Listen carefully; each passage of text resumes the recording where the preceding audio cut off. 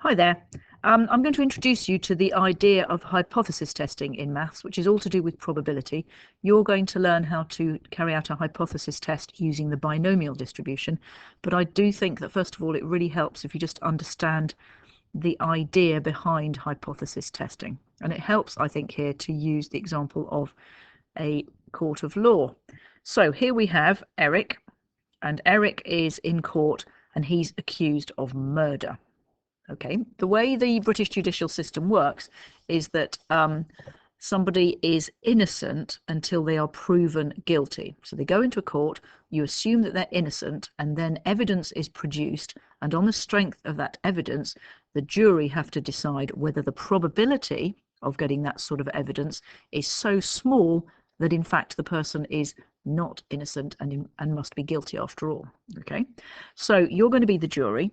And what we have are, I'm going to just define for you the two hypotheses which you need in order to be able to carry out a hypothesis test. Now, the first of those is the assumption of innocence. So we call that the null hypothesis, and the null hypothesis is represented by H0. And in this case, H0 is that Eric is innocent. So H0, the null hypothesis, is always to do with something or somebody being innocent. Okay. The alternative hypothesis is the reverse of that. And in this case, the alternative hypothesis is that Eric isn't innocent. He's actually guilty. So let's have a look at the evidence against Eric. Okay, so here we are. Okay. First of all, Eric has a motive. So he and the victim are known enemies and have been for a while. So he's got a motive. Eric has also been found with a murder weapon, let's say a knife, and the knife is all covered in blood. Eric's DNA has been found all over the victim and vice versa. Eric doesn't have an alibi, so there's no reason, he doesn't have any reason why he wasn't there at the place where, the time and the place where the person was murdered. Victim's blood was found all over Eric, and Eric has also even admitted, he said, yep, it's a fair cop, I've actually carried out the murder. So you're the jury, and you have to think about this. If Eric is innocent, what is the probability of getting this sort of evidence? And in fact, what we actually look at is this sort of evidence or worse. So what is the probability of getting this sort of evidence or worse? Because there could be other evidence out there that police haven't actually found yet. Okay, so we don't just look at this evidence, we look at this sort of evidence or worse. In this case, the probability of getting this sort of evidence has to be really small, doesn't it? Because there's loads and loads of evidence against him. And as the probability is very small, what we're going to do is reject the null hypothesis, and instead of accepting the null hypothesis, we're going to accept the alternative hypothesis, and our conclusion then is that there is significant evidence to suggest that Eric is probably not innocent at all and is in fact guilty. We can't say 100% for sure, but there's a very, very strong chance, there's very significant evidence to suggest that he is actually guilty in this case. Okay, let's have a look at some examples where we actually use the binomial distribution here. So somebody is playing a game with a 6-sided die. He thinks that the die is biased and that he doesn't get an even number as often as he should. So he throws the dice 20 times, he gets an even number 8 times. Is there any evidence that the die is biased towards odd numbers? Okay, first of all, what we do is we define our binomial distribution. So in this case, let's say x is the number of even numbers that you get. Okay, the number of even numbers, and x has a binomial distribution where the number of trials is 20 because he throws that 20 times.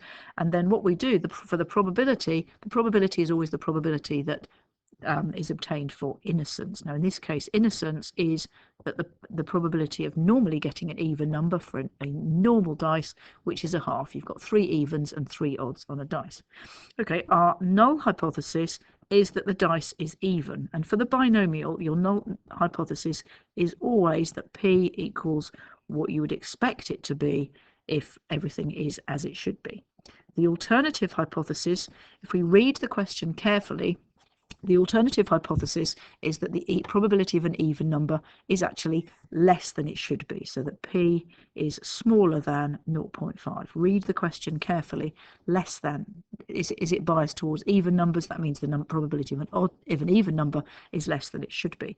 Okay, so let's have a look at the evidence here. Now, in this case, the evidence is he got an even number 8 times. And remember, we look at what's the probability of this sort of evidence or worse. So here, it's the probability that you get x, that you get 8, or even less than 8. So what is the probability that x is smaller than or equal to 8?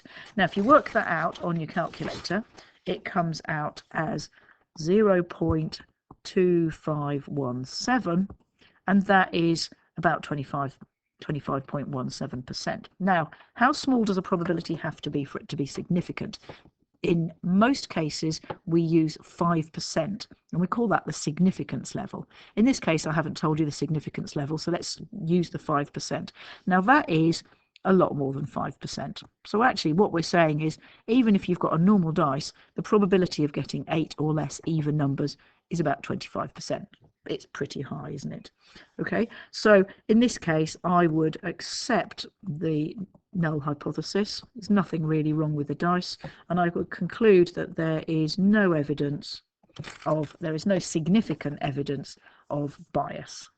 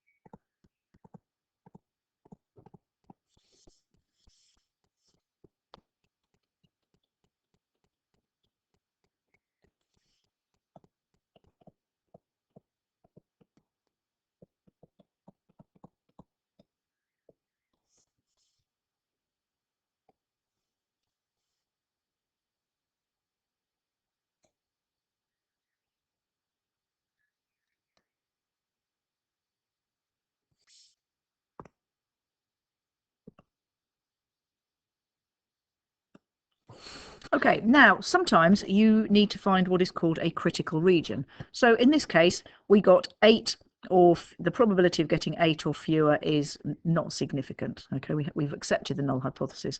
How many even numbers, though? How low would he have to go to be able to say, right, there is something wrong with this? And so, and basically, if we work that out, it is called the critical region.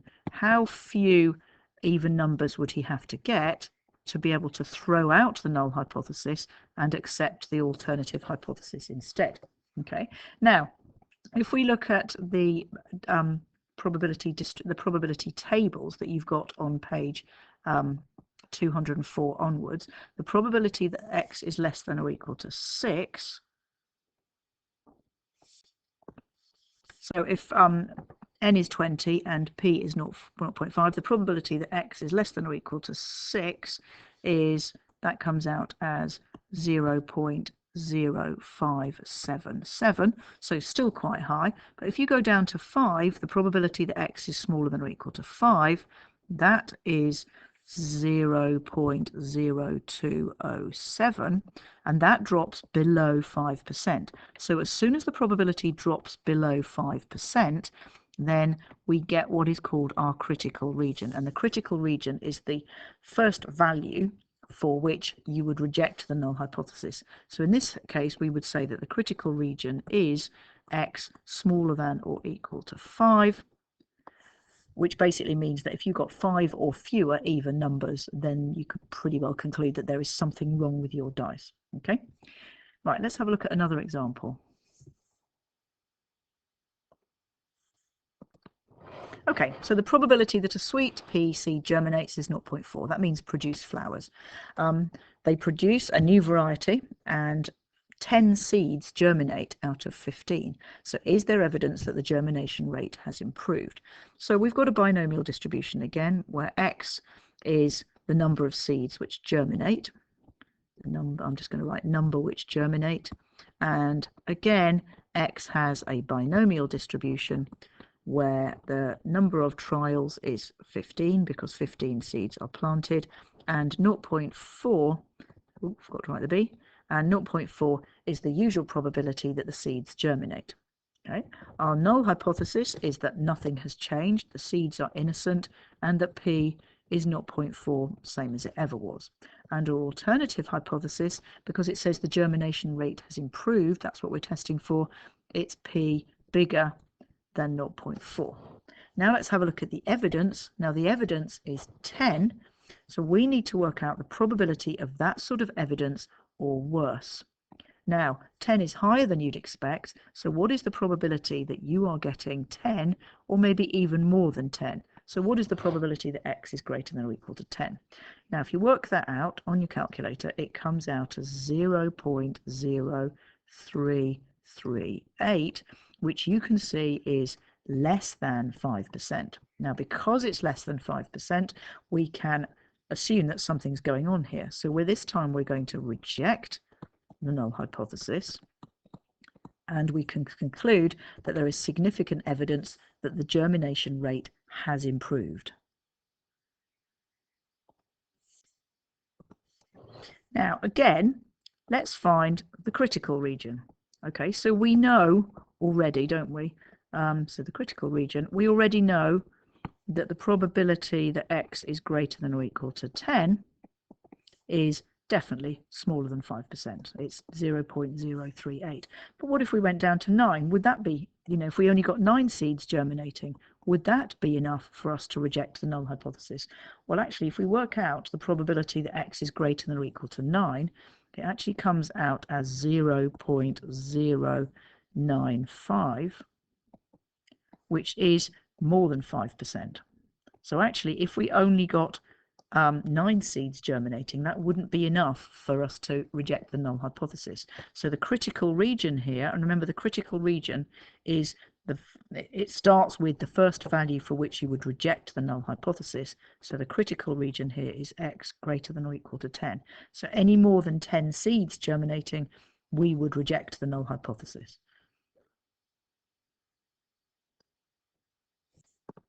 Okay, one last example here. We've got a single observation taken from a binomial distribution. So x has a binomial distribution, and we don't know p, but we're testing the null hypothesis where p is 0.35. So that's what I'm going to use here. So we've got 6 and 0.35.